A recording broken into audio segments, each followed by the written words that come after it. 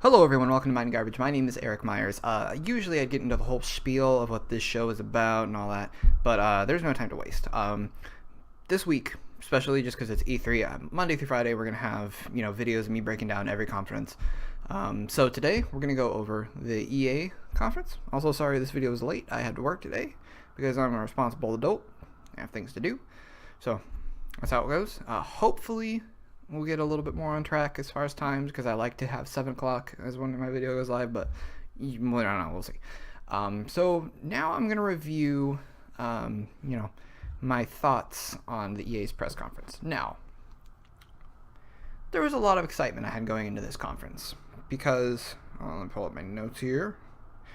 There you go. Because, in all honesty, I was very excited. Plus, it was the first conference, so it's like, okay, maybe they're going to blow us out of the water with some fun announcements, showed some cool things. They didn't do any of that. They did literally none of that. Now, it's so weird considering, every year I go into these conferences, I'm excited, and I want to be excited. I don't even, I don't own an Xbox, but when I watch the Microsoft conference, I'm excited. I want to see what these companies are working on, what's coming out.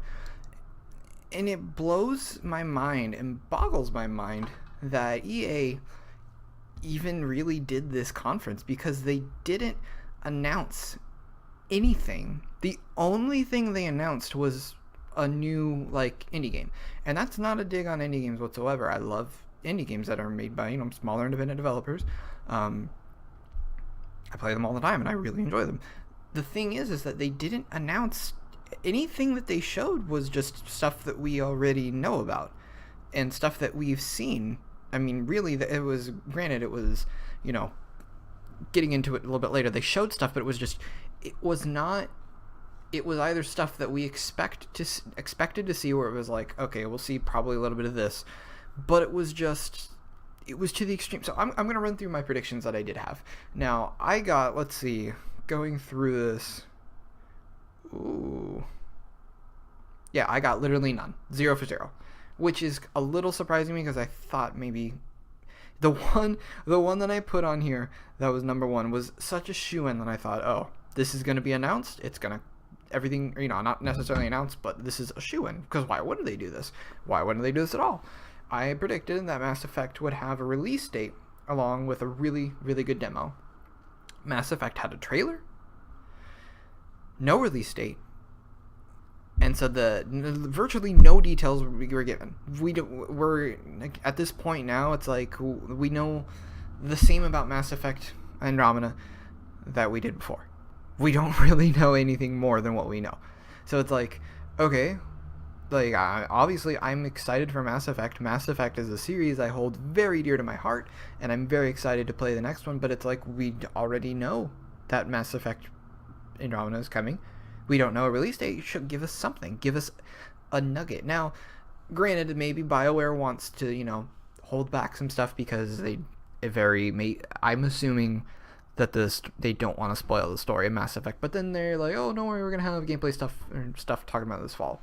So then it's like, okay, that's kind of strange, Why didn't you talk about this game that looks amazing, at all? Come on, you could have given us some breadcrumbs, as it were.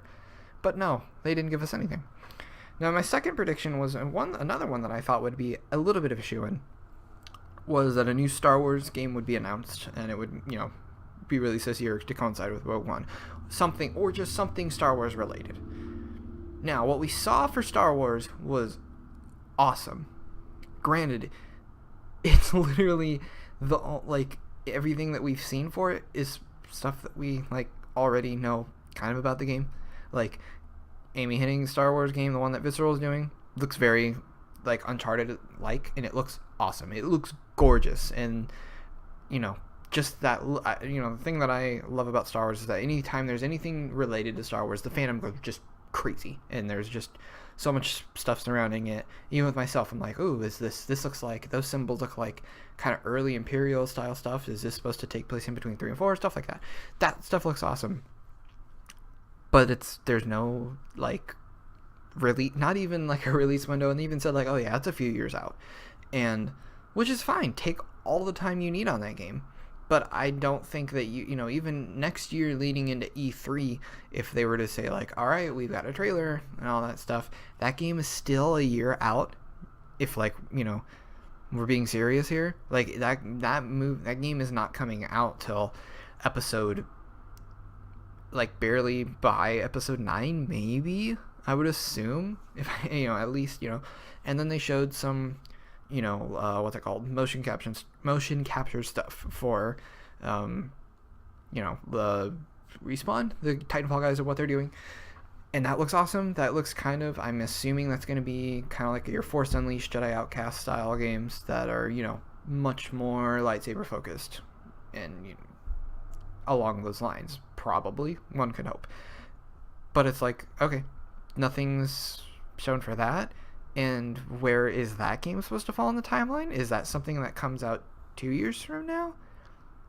Or is that 3 years from now? Like, okay, when is the timeline of these games? We know Battlefront 2 is coming out next year. At least I think. I mean, it's just, the shocking thing to me is there's no Star Wars game this year, which seems like, they've had this license since 2013.